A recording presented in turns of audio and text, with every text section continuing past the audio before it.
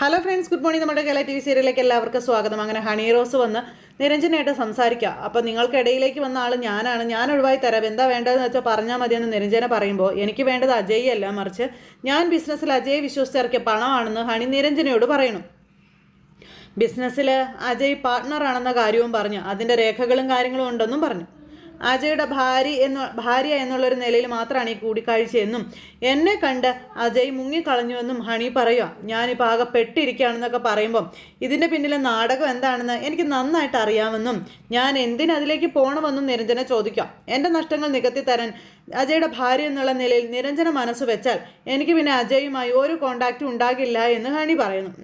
എന്നും പറഞ്ഞ് നിരഞ്ജന ഇങ്ങനെ നിൽക്കുക കേട്ടോ. എഗ്രിമെൻറ്റ് ക്യാൻസൽ ചെയ്ത് അജയ്ക്ക് പോകാമെന്നും പറഞ്ഞു. അപ്പോൾ എനിക്ക് വന്ന നഷ്ടങ്ങൾ ആര് നികത്തി തരും? അതൊരു നഷ്ടം തന്നെയല്ലേ എന്ന് നിരഞ്ജന അന്നേരം ഹണിയോട് ചോദിച്ചു. ഇനിയും ഞാനൊരു വിഡ്ഢിയാകാൻ ആഗ്രഹിക്കുന്നില്ല എന്നും പറഞ്ഞു. പറയണ്ടെന്ന് ഞാൻ പറഞ്ഞ വിഷയത്തിലേക്ക് നിങ്ങൾ എന്നെ വലിച്ചുകൊണ്ട് പോകുന്നതാണെന്നും നിരഞ്ജന ഹണിയോട് പറയുക കേട്ടോ. ഹണി റോസ് ഇവിടെ വന്നതും അളകാപുരിയിൽ താമസിക്കുന്നതും ഒക്കെ അജയുടെ തിരക്കഥയല്ലേ, അതും എനിക്ക് നന്നായിട്ട് അറിയാമെന്ന് പറയുമ്പം അയ്യോ അത് ഒരിക്കലും അല്ല എന്ന് പറഞ്ഞു. പിന്നെ എന്ത് ധൈര്യത്തിലാണ് നിങ്ങൾ ആ കുടുംബത്തിൽ കയറി താമസിക്കുന്നതെന്ന് നിരഞ്ജന ചോദിച്ചു. എന്നെ ഉൾപ്പെടെ സമ്മർദ്ദത്തിലാക്കി അജയെ ബിസിനസ്സിൽ ഇറക്കാൻ പണം വേണം, അതിന് തന്നെയാണ് ഹണി റോസിനെ രംഗത്തോട്ട് ഇറക്കിയത്. അയ്യോ നിരഞ്ജന അത് അങ്ങനെയല്ല എന്ന് പറയുമ്പം വേണ്ട, ഞാൻ പറയട്ടെ, എനിക്ക് പറയണം, ഒന്നെങ്കിൽ അഭിയേട്ടൻ അല്ലെങ്കിൽ ഞാൻ. അജയ്ക്ക് വേണ്ടുന്നത് പണമാണ്. എൻ്റെ സമ്പാദ്യം കവർന്നുകൊണ്ട് പോകാനാ അജയ് നിങ്ങളെ എൻ്റെ മുന്നിലേക്ക് കൊണ്ടുവന്നതെന്നൊക്കെ ഹണിയോട് പറയാം നിരഞ്ജന. അഭിയേട്ടന് ഒരു പക്ഷേ അജയുടെ ഈ ട്രാപ്പിൽ വീണെന്ന് വരാം, പക്ഷേ നിരഞ്ജനയെ അതിനകത്ത് പ്രതീക്ഷിക്കേണ്ട കേട്ടോ എന്ന് പറഞ്ഞു. കാരണം അജയ്ക്കൊപ്പം ഞാൻ ഇനി ജീവിക്കാൻ ആഗ്രഹിക്കുന്നില്ല എന്നും എനിക്കതിന് താല്പര്യമില്ല എന്നും നിരഞ്ജന പറയാം. നിരഞ്ജനയ്ക്ക് ഓഫറുമായി വന്ന ഹണി റോസിനോട് മുഖത്ത് നോക്കി ഞാൻ എൻ്റെ നിലപാട് അറിയിക്കുകയാണ്. ഹണി റോസ് കരുതി വെച്ച ഒരു നിരഞ്ജനയുണ്ട്. അജയ് പറഞ്ഞു മനസ്സിലാക്കി തന്ന നിരഞ്ജനയായിരിക്കും അത്. ആ നിരഞ്ജന അല്ല ഞാനിപ്പോൾ, മനസ്സിലായോ എന്ന് ചോദിച്ചു. ഹണി ഇതൊക്കെ കിട്ടി ഇങ്ങനെ അന്തം പെട്ടിങ്ങനെ അവിടെ നിൽക്കുക കേട്ടോ. ഭർത്താവിനെ കിട്ടാൻ സർവ്വസമ്പാദ്യവും നിന്റെ കാൽ കീഴിൽ വെക്കുന്നവളാണ് ഞാനെന്ന് കരുതിയാ നീ വന്നത്, പക്ഷേ എനിക്ക് അജയുടെ ആവശ്യമില്ല എന്ന് നിരഞ്ജന ഹണിയോട് തുറന്നടിച്ചു പറഞ്ഞു. എനിക്ക് വേണ്ടത് എൻ്റെ പണം മാത്രമാണെന്നും തെറ്റിദ്ധാരണ വെച്ചാണ് നിരഞ്ജന സംസാരിക്കുന്നതെന്ന് ഹണി പറയുമ്പം അതങ്ങനെയെങ്കിൽ അങ്ങനെ അതായിക്കോട്ടെ. ഹണിക്ക് നഷ്ടപ്പെട്ടു പോയ പണം നേടുകയോ അതല്ല അജയുമായിട്ട് പോവുകയോ ചെയ്യാം, അതൊക്കെ ഹണിയുടെ ഇഷ്ടം. ഡിവോഴ്സിൻ്റെ സമയത്ത് എനിക്ക് അജയുടെ സഹായം കിട്ടിയാൽ മാത്രം മതിയെന്ന കാര്യം നിരഞ്ജന ഹണിയോട് പറഞ്ഞു. അജയ് കൂടെ ഉണ്ടെങ്കിൽ ഹണി റോസ് ഒന്നത് ചെയ്ത് തരണമെന്നും പറഞ്ഞു. ഹണി ഇങ്ങനെ നോക്കി നിൽക്കുക കേട്ടോ. ഇനി എന്തെങ്കിലും ഹണി റോസിന് പറയാനോ ചോദിക്കാനോ ഉണ്ടോ എന്ന് ചോദിക്കുമ്പോൾ ഇല്ല എന്ന് പറഞ്ഞു. ശരിയെന്നും പറഞ്ഞു നമ്മുടെ നിരഞ്ജന അങ്ങ് പോയി. ഹണി ഇങ്ങനെ അവിടെ നിൽക്കുക. പിന്നെ കാണിക്കുന്നത് ജാനകിക്ക് വെള്ളമൊക്കെ എടുത്ത് കൊടുക്കുക കേട്ടോ. അതിനുശേഷം വീട്ടിലെ വിശേഷങ്ങളൊക്കെ ഇങ്ങനെ പറയുവാണ്. ഞാൻ ചെന്ന് ഹണി ഇറക്കി വിടണമെന്ന് അമൽ പറയുന്നതെന്ന കാര്യങ്ങളും അജയ് ഇങ്ങനെ നമ്മുടെ പറയുക ജാനകിയോട്, നിൻ്റെ അരികിൽ നിന്ന് ഞാൻ എങ്ങനെ പോകും എന്നൊക്കെ ചോദിക്കുവാണ്. അബിയും ആകെ ധർമ്മസങ്കടത്തിലാണ്. എനിക്ക് നിന്നെ ഇട്ടിട്ട് പോകാൻ കഴിയുന്നില്ല ജാനകി എന്നൊക്കെ പറഞ്ഞ് ആ ഒരു ഇതിൽ പറയുമ്പോഴും ജാനകി ഇങ്ങനെ ഒന്നും മിണ്ടാതെ ഇങ്ങനെ കിടക്കപ്പോൾ ഡോക്ടർ അങ്ങോട്ടേക്ക് വന്നു കേട്ടോ. അബി ഡ്യൂട്ടി സിസ്റ്റർ വന്നില്ലേ എന്ന് ചോദിച്ചു. വന്നിരുന്നു, എൻ്റെ ഡ്യൂട്ടി കഴിഞ്ഞു കേട്ടോ. അബി ജാനകിയുടെ കൂടെ ഒരേ ഇരിപ്പ് ഇരിക്കാതെ വീട്ടിലേക്കൊക്കെ പോയിട്ട് വരാൻ പറയുകയാണ് ഡോക്ടർ. ജാനകിയുടെ കൂടെ ഞാൻ ഇരുന്നോളാം, ഇവിടുന്ന് പോവാൻ എൻ്റെ മനസ്സ് അനുവദിക്കാത്തത് കൊണ്ടാണ് മേഡം എന്നിങ്ങനെ പറയുമ്പോൾ മോളും ആകെ വിഷമിച്ചിരിക്കല്ലേ, അബി ചെന്ന് അവളെ ഒന്ന് ആശ്വസിപ്പിച്ചിട്ട് വാ, ഞാൻ വന്നത് തന്നെ അബിയെ വീട്ടിലേക്കൊന്ന് അയക്കാലോ എന്ന് കരുതിയിട്ടാണെന്ന് ഇങ്ങനെ പറയുവാണ്. അപ്പോൾ അത് കേട്ടപ്പോൾ അബിക്കൊരു ചെറിയൊരു ചാൻസ് കിട്ടിയതിൻ്റെ ആ ഒരു സമാധാനത്തിൽ, പക്ഷേ ജാനകി ഉപേക്ഷിച്ച് പോകാൻ അബിക്ക് പറ്റുന്നുമില്ല.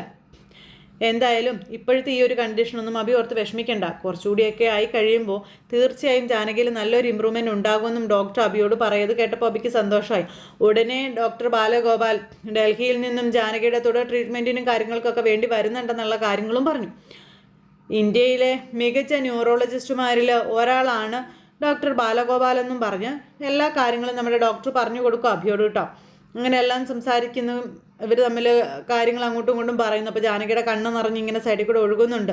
അദ്ദേഹത്തിൻ്റെ വരവ് നല്ലതിനായിരിക്കും, ഡോക്ടർ ജെയിംസിൻ്റെ റിക്വസ്റ്റിലാണ് അദ്ദേഹം വരാൻ പോകുന്നതെന്നൊക്കെ പറയുമ്പം ഡോക്ടർ എന്നോട് പറഞ്ഞിരുന്നു എന്ന് പറഞ്ഞു.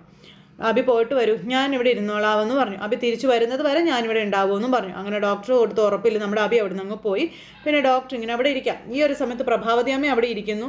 ഹണിയാണെന്നുണ്ടെങ്കിൽ നമ്മുടെ പൊന്നുകുട്ടിക്ക് ഭക്ഷണം ഇങ്ങനെ കൊടുത്തുകൊണ്ടേ ഇരിക്കുക കേട്ടോ. പൊന്നു ആണെങ്കിൽ അത് മേടിച്ച് കഴിച്ചുകൊണ്ടും ഇരിക്കുന്നു. അപ്പോഴാണ് അബി വീട്ടിലേക്ക് കയറി വരുന്നത്. അബിയെ കണ്ടപ്പോഴത്തേക്കും അച്ഛാ എന്ന് പറഞ്ഞ് ഓടി ചെന്ന് പൊന്നുകുട്ടി അങ്ങ് കെട്ടിപ്പിടിച്ചു. പൊന്നുവിൻ്റെ അമ്മ എപ്പോഴാണ് അച്ഛാ വരുന്നേ എന്ന് കൊച്ചു വന്നതേ അബിയോട് ചോദിക്കുക. അത് കേട്ടപ്പോൾ അബി അമ്മ സുഖപ്പെട്ട് വരുന്നതല്ലേ ഉള്ളൂ മോളെ എന്ന് ചോദിച്ചു കേട്ടോ. അമ്മ വരാൻ കുറച്ച് സമയം എടുക്കുമെന്ന് പറഞ്ഞു. ഹണി അന്നേരം ചെറു പുഞ്ചിരിയോടെ അബിയെ നോക്കി നിൽക്കുവാണ്. പിന്നെ അച്ഛാ ഇത് ഹണി ആൻറ്റി ആണെന്ന് പറഞ്ഞ് പൊന്നു ഹണിയെ അബിക്ക് പരിചയപ്പെടുത്തി കൊടുക്കുവാണ്. ഹണി ഇങ്ങനെ ഒന്നും അല്ലാത്തതുപോലെ ഇങ്ങനെ നിൽക്കുക കേട്ടോ. പ്രഭാവതി അമ്മ ഇങ്ങനെ വല്ലാണ്ടായി നിൽക്കുന്നു. പൊന്നു അമ്മയെ ഓർത്ത് എപ്പോഴും കരച്ചിൽ തന്നെയാണ്, ഒന്നും കഴിക്കാനും അവൾ കൂട്ടാക്കിയില്ല എന്നൊക്കെ ഹണി അബിയോട് പറയുമ്പോൾ അബി ഇങ്ങനെ നോക്കുക കേട്ടോ, എന്തൊരവസ്ഥയാണെന്ന് ഓർത്തിട്ട്. അപ്പോൾ അങ്ങനെ സംസാരിക്കുമ്പം പിന്നെ ഞാൻ അവളോട് ഓരോ കഥകളൊക്കെ പറഞ്ഞ് അവളെ ഫുഡ് കഴിപ്പിക്കുകയായിരുന്നു എന്ന കാര്യമൊക്കെ ഇങ്ങനെ അബിയോട് ഈ ഹണി പറയുന്നു. അച്ചമ്മ തന്നാൽ എന്താ മോള് കഴിക്കില്ലേ, അച്ചമ്മ തരുമ്പോൾ പൊന്നു അമ്മയെ ഓർത്ത് പോകുമെന്ന കാര്യം പറയാം. അപ്പോൾ പൊന്നുവിന് കരച്ചിൽ വരുമെന്നൊക്കെ പൊന്നു പറഞ്ഞു. അപ്പോഴേക്കും അപർണയും അമലും ഇറങ്ങി വന്നു. സത്യം പറയാലോ മോനെ, ഇവൾ എന്തിനു വന്നതാണെങ്കിലും ഇവൾ വന്നതിന് ശേഷമാണ് കുഞ്ഞ് എന്തെങ്കിലും കഴിച്ചു തുടങ്ങിയതെന്ന് പറയാം. ഞാൻ വാരി കൊടുത്താൽ പോലും ഇവൾ വാ തുറക്കില്ല എന്നും പ്രഭാവതി പറഞ്ഞു. അത് കേട്ടപ്പോൾ പൊന്നു മോളിച്ചെല്ല അച്ഛൻ കുറച്ച് കഴിഞ്ഞിട്ടേ പോകുന്നുള്ളൂ കേട്ടോ എന്നും പറഞ്ഞുകൊണ്ട് പൊന്നുവിനെ അബി അവിടുന്ന് പറഞ്ഞു വിട്ടു. അബി അങ്ങ് അന്നേരം അമലിറങ്ങി വന്നത് അബി കണ്ടു. ഞാൻ വിളിച്ചതുകൊണ്ടാണോ അബിയേട്ടൻ വന്നത് എന്ന് അമൽ ചോദിക്കുമ്പോൾ അതേന്ന് പറഞ്ഞു. പിന്നെ അജയെ നീ വിളിച്ചായിരുന്നു എന്ന് ചോദിച്ചു. ഞാനിപ്പോൾ വിളിച്ചതേ ഉള്ളൂ, ഫോൺ സ്വിച്ച് ഓഫാണ്. ഇവിടെയുള്ള നമ്പർ അവൻ ചിലപ്പം ബ്ലോക്ക് ചെയ്തതായിരിക്കും. അപ്പം നീ തന്നെ അവനെ വിളിക്കുക, നിൻ്റെയും കൂടി ആവശ്യമല്ലേ എന്ന് ഹണിയോട് അബി പറയുമ്പം ഞാനിവിടെ വന്നതിന് ശേഷം അജയ്യെ ഫോണിൽ കിട്ടിയിട്ടില്ല എന്ന് ഹണി റോസും പറയും. കള്ള ഇവള് പറയുന്നത്, ഇവള് തന്നെ പറഞ്ഞതാ അജയ് വിളിച്ചു വരുത്തി താമസിപ്പിച്ചതാണെന്ന്. എല്ലാ വിവരങ്ങളും ഇവൾ അപ്പം അജയ് അറിയിക്കുന്നുണ്ടെന്നുള്ള കാര്യങ്ങളും അപർണ നേരം കയറി പറഞ്ഞു. ഇത് കേട്ടപ്പോൾ ഹണിയൊന്നും മിണ്ടുന്നില്ല കേട്ടോ. ഹണിക്ക് ദേഷ്യം വന്നേ. അപ്പോഴേക്കും അബി ചെന്ന് നിന്നെ ഇവിടെ നിൽക്കാൻ ഞാൻ അനുവദിക്കില്ല എന്ന് പറഞ്ഞു. നീ ജെനുവനായിട്ടുള്ള ഒരാളല്ല എന്നും ഹണിയോട് പറയാം. നിന്റെ ഇടപാടുകൾ അജയായിട്ടും മതിയെന്നും പറഞ്ഞു. നിന്നെ ഇവിടെ എത്തിച്ച അജയ്യെ നീ തന്നെ വിളിച്ചു വരുത്തണം എന്നും പറഞ്ഞു അബി. എനിക്ക് അധികം നേരം ഇവിടെ നിൽക്കാൻ സമയമില്ല, വിളിക്കാൻ പറഞ്ഞു. അങ്ങനെ പറയുമ്പം അജയ്ക്ക് പല തവണ മുന്നറിയിപ്പ് കൊടുത്തിട്ടും ഫലം കാണാത്തത് കൊണ്ടാണ് ഞാൻ ഇങ്ങോട്ടേക്ക് വന്നത്. അജയുടെ അറിവോടെ അല്ല ഞാൻ ഇങ്ങോട്ടേക്ക് വന്നതെന്ന് പറയുമ്പോൾ പിന്നെ നീ ഞങ്ങളോട് പറഞ്ഞതോ ഞാൻ കാണാൻ ആഗ്രഹിച്ചു വന്നത് അജയ്യെ അല്ല എന്നും അജയ് പിടി തരില്ല എന്ന് എനിക്ക് നന്നായിട്ട് അറിയാമെന്നും ഹണി പറയുക. ഞാൻ കാണാൻ ആഗ്രഹിച്ചത് അഭിരാമിനെയാണ് എന്ന് ഹണി റോസ് ഇങ്ങനെ പറയുമ്പോൾ അബി അന്തം വിട്ടു. അതുപോലെ തന്നെ അപർണയും അമലും ഒക്കെ അന്തം വിട്ട് ഇങ്ങനെ നോക്കുമോ ഇവളെന്തേ ഉദ്ദേശിക്കുന്നതെന്ന്. എൻ്റെ പ്രശ്നങ്ങൾക്ക് പരിഹാരം കാണാൻ അഭിരാമിനെ കഴിയൂ എന്ന നേരം ഹണി പറഞ്ഞു കേട്ടോ. എനിക്ക് അഭിരാമിനോടാണ് സംസാരിക്കാനുള്ളതെന്നും പറഞ്ഞു. നീ മുകളിലേക്ക് വരാൻ പറഞ്ഞു. അബി മുകളിലേക്ക് കയറിപ്പോയി. ഹണിയും പിന്നാലെ പോയി. അപർണ ഇവിടെ സന്തോഷത്തോടെ ഇങ്ങനെ നിൽക്കുക. അപ്പോൾ എന്നെ കാണാനായിട്ട് മാത്രമായിട്ടാണോ മേഡം ബാംഗ്ലൂരിൽ നിന്ന് വന്നതെന്ന് അബി ചോദിക്കുവാണ്. പൊന്നുവിന് എപ്പോഴും പറയാൻ അത് മാത്രമേ ഉള്ളൂ, അവരുടെ അമ്മയ്ക്കൊന്നും സംഭവിച്ചു പോകരുതെന്ന് എനിക്കും പ്രാർത്ഥനയുണ്ട് എന്ന് ഹണി ഇങ്ങനെ പറയുമ്പോൾ ഹണി റോസ് ഇത്രയ്ക്ക് ഹൃദയവിശാലതയുള്ള ആളാണ് എന്നൊന്നും ഞാൻ അറിഞ്ഞിരുന്നില്ല എന്നും ഞങ്ങളുടെ അഭാവത്തിൽ ഞങ്ങളുടെ കുഞ്ഞിനെ ഊട്ടുന്നു ഉറക്കുന്നു. എന്താ ഇത് ശരിക്കും, എന്താ നിൻ്റെ ഉദ്ദേശം? ഞാൻ എൻ്റെ നഷ്ടങ്ങൾ നേടിയെടുക്കാൻ വേണ്ടി തന്നെയാണ് വന്നത് എന്ന് ഹണി അന്നേരം അബിയോട് പറയാം. പക്ഷേ കുഞ്ഞിനോട് ഞാൻ കാണിച്ച സ്നേഹത്തിന് അഭിറാം മറ്റൊരർത്ഥം എന്തായാലും കാണണ്ടെന്നും ഹണി ഇങ്ങനെ പറഞ്ഞു. ഇവിടെയുള്ള ആര് വിചാരിച്ചിട്ടും അവളെ കൊണ്ട് ഭക്ഷണം കഴിപ്പിക്കാനോ ഒന്നിനും കഴിഞ്ഞില്ലല്ലോ. ഞാനത് ചെയ്തത് ഒരു കുട്ടിയുടെ അവസ്ഥ ഓർത്തിട്ടാണെന്ന് ഹണി പറയുക. അല്ലാതെ അത് വെച്ച് ഒന്നും നേടാനല്ല എന്നും ഹണി അബിയോട് പറഞ്ഞു. പിന്നെ സംസാരിച്ച് വിഷയത്തിൽ നിന്ന് വിട്ടുപോകേണ്ട കാര്യമൊന്നുമില്ല. പിന്നെ അഭിറാമിൻ്റെ മുന്നിൽ ഞാൻ ആദ്യം പ്രത്യക്ഷപ്പെട്ടത് ശരണിൻ്റെ ആളായിട്ടാണെന്നും അന്ന് അങ്ങനെ പറയേണ്ടി വന്നത് ഞാൻ ആഗ്രഹിച്ചിട്ടൊന്നും അല്ല എന്ന് നമ്മുടെ ഹണി പറയുക. അന്ന് അഭിറാം ഞാൻ താമസിച്ചിരുന്ന ഹോട്ടലിൽ എത്തുമ്പോൾ അജയ് ബാത്റൂമിൽ ഒളിച്ചിരിപ്പുണ്ടായിരുന്നു എന്ന് ഹണി പറയുക കേട്ടോ. ഇതൊക്കെ കേട്ടോ അബി അന്തം വിട്ട് ഇങ്ങനെ ഇരിക്കുവാണ്. ഹണി പറയുന്ന ഓരോ രഹസ്യങ്ങളും കേട്ട് ഇങ്ങനെ അന്തം വിട്ട് കുന്തം വിഴുങ്ങി നമ്മുടെ അബിക്ക് ഇങ്ങനെ നിൽക്കാനേ കഴിയുന്നുള്ളൂ. അജയ് എന്ന് പറയുന്നവൻ്റെ തനിനിറമാണ് ഇപ്പോൾ പറഞ്ഞുകൊണ്ടിരിക്കുന്നത്. ദേ ഇപ്പോൾ ഈ നിമിഷം ഞാനിവിടെ വന്ന് നിൽക്കുന്നതും ഈ അജയെ ലക്ഷ്യം വെച്ച് തന്നെയാണ്. അജയ് എന്നെ ഒരു ബിസിനസ്സിൽ കൊണ്ടുപോയി എത്തിച്ചിട്ട് ഇപ്പോൾ ഒരു മനംമാറ്റം വന്നിരിക്കുകയാണെന്നും അജയെ വിശ്വസിച്ച് ബിസിനസ്സിൽ ഞാൻ ഇറക്കിയിരിക്കുന്നത് കോടികളാണെന്നും ഹണി പറയുക. കുറേ നാളുകളായി അജയ് വിളിച്ച് ഫോൺ എടുക്കാതെ വന്നപ്പോൾ ഞാൻ നേരിട്ട് ഇങ്ങോട്ട് പോന്നതാണെന്നും ഹണി റോസ് പറയുക. അജയുടെ വീട്ടിലേക്ക് അത് കേട്ടപ്പോൾ ഇത് അജയുടെ വീടല്ല, എൻ്റെ വീടാണെന്ന് അഭി അന്നേരം ഹണിയോട് പറഞ്ഞു കേട്ടോ. അച്ഛൻ മക്കൾക്ക് ഷെയർ ചെയ്തിട്ടാണ് മരിച്ചതെന്നും നിങ്ങൾ തമ്മിലുള്ള ഇടപാടുകളൊന്നും ഞങ്ങളാരും അറിഞ്ഞിട്ടില്ല എന്ന കാര്യവും അഭി ഇങ്ങനെ പറയുക. ബാംഗ്ലൂരിൽ ഒരു പാർട്ട്ണർഷിപ്പ് ബിസിനസ് തുടങ്ങാൻ പോകുന്നു എന്ന് മാത്രമാണ് അജയ് ഞങ്ങളോട് പറഞ്ഞിട്ടുള്ളൂ എന്നും പറഞ്ഞു. അതിനപ്പുറം യാതൊരു അറിവും ഞങ്ങൾക്കില്ല എന്ന് പറയുമ്പോഴോ ഹണി ഇങ്ങനെ ഒന്ന് ചിരിച്ചു. ഞാൻ പറഞ്ഞു വരുന്നത് എന്താണെന്ന് വെച്ചാൽ ഹണി റോസിന് ഇനി എൻ്റെ വീട്ടിൽ കുടി കിടക്കാൻ പറ്റില്ല എന്ന്. നീ ഇവിടെ നിന്ന് പോകണം, ഇതിപ്പോൾ തറവാട് വീടല്ല എന്നും നമ്മുടെ അഭി ഇങ്ങനെ ഹണി റോസിനോട് പറഞ്ഞു. അജയ് എവിടെയുണ്ടോ അവിടേക്ക് നിനക്ക് പോകാം, നിന്റെ കാര്യങ്ങൾക്ക് തീരുമാനമാക്കാമെന്ന് പറഞ്ഞു. അജയ് എവിടെയുണ്ടെന്ന് എനിക്ക് അറിയില്ലല്ലോ അഭി. സോറി അഭിറാം, അജയ് എൻ്റെ മുന്നിൽ വരാതെ ഞാൻ ഇവിടെ നിന്ന് ഇറങ്ങില്ല എന്ന് തന്നെ ഹണി റോസ് തറപ്പിച്ചു പറയുക അഭിയോട്. നിങ്ങൾ പോലീസിനെ വിളിക്കുക, അങ്ങനെയെങ്കിലും അജയ് വരികയാണെങ്കിൽ വരട്ടെ. അജയ് വരുന്നത് വരെ നിന്നെ ഇവിടെ വെച്ച് പൊറുപ്പിക്കില്ല ഞാനെന്ന് വീണ്ടും പറഞ്ഞു അഭിറാം. അജയ്ക്ക് വീടുമായി ബന്ധമില്ലെന്ന് പറയാനൊന്നും അഭിക്ക് കഴിയത്തില്ലല്ലോ. പോലീസിന് നിങ്ങൾ വിളിച്ചാൽ എന്നെ കൊണ്ടുപോകുന്നത് മീഡിയക്കാരുടെ മുന്നിലൂടെയാകും. ഞാൻ തനിച്ചല്ല അഭിറാം ഈ നാട്ടിലേക്ക് വന്നത്, എൻ്റെ ആളുകൾ ഈ സിറ്റിയിൽ തന്നെ ഉണ്ടെന്നും ഹണി റോസ് പറയുക. ബാംഗ്ലൂർ വ്യവസായിയെ കളിപ്പിച്ച് 25 കോടിയുടെ സാമ്പത്തിക തട്ടിപ്പ് നിങ്ങളുടെ അനിയൻ നടത്തിയത് എനിക്ക് ലോകത്തോട് മുഴുവൻ വിളിച്ചു പറയേണ്ടി വരുമെന്നും പറഞ്ഞു പേടിപ്പിക്കുകയാണ് ഹണി റോസ് നമ്മുടെ അഭിയെ. പിന്നെ ഞാനും അജയും ചേർന്ന് തുടങ്ങിയ ബിസിനസ്സിൽ തുടക്കത്തിലെ അജയുടെ മൂലധനം 25 കോടി രൂപയാണെന്നും അത് ഞാൻ ഇടനില നിന്നാണ് ഒരു പലിശക്കാരനിൽ നിന്ന് എടുത്തു കൊടുത്തതാണെന്നും ഹണി റോസ് പറയുവാണ്. പിന്നെ പക്ഷേ അജയ് ആ തുക തിരിച്ചു കൊടുത്തിട്ടില്ല എന്നും അതിന് ഞാൻ കടക്കാരി ആയിരിക്കുകയാണെന്നും ഹണി റോസ് പറഞ്ഞു. ബിസിനസ് മുന്നോട്ട് കൊണ്ടുപോകാൻ അജയ് ഇല്ലാതെ എനിക്ക് പറ്റുകയില്ല. ഒന്നെങ്കിൽ അജയ്ക്ക് 25 കോടി രൂപ തിരിച്ചു കൊടുത്തിട്ട് എഗ്രിമെൻറ്റ് ക്യാൻസൽ ചെയ്ത് തിരിച്ചു പോകാം, അല്ലെങ്കിൽ അജയ് എൻ്റെ കൂടെ വരണം എന്നും ഹണി റോസ് പറയുമ്പം നിൻ്റെ കൂടെ വരണം എന്നുള്ളതിന് നീ ഉദ്ദേശിക്കുന്നത് എന്താ? അവനൊരു ഭാര്യയുള്ളതാണ്, അത് നിനക്കറിയില്ലേ എന്ന് ചോദിച്ചു. നിരഞ്ജന അജയെ ഡിവോഴ്സ് ചെയ്യാൻ തീരുമാനിച്ച് കഴിഞ്ഞില്ലേ എന്ന ഈ ഹണി അന്നേരം ചോദിച്ചു. അഭിറാം ഇതൊന്നും അറിഞ്ഞില്ലേ എന്ന് ചോദിച്ചു. അജയ് വരേണ്ടത് എൻ്റെ ലൈഫ് പാർട്ട്ണറായിട്ട് കൂടിയാണ് എന്ന കാര്യവും ഹണി ഇങ്ങനെ പറയുമ്പോൾ അഭി അന്തം പെട്ട് നിൽക്കുക. എന്നെ അത്ര പെട്ടെന്നൊന്നും ഒഴിവാക്കി വിടാൻ നിങ്ങൾക്ക് കഴിയില്ല എന്ന കാര്യവും ഹണി പറഞ്ഞു. എനിക്കറിയേണ്ടത് അജയുടെ ഫൈനൽ ഡിസിഷൻ എന്താണെന്നാണ്, അതിനു വേണ്ടിയാണ് ഞാൻ വന്നതെന്ന് പറയുമ്പോൾ ഇപ്പം ഞാൻ പറയുന്നത് നീ കേട്ടേ പറ്റുള്ളൂ.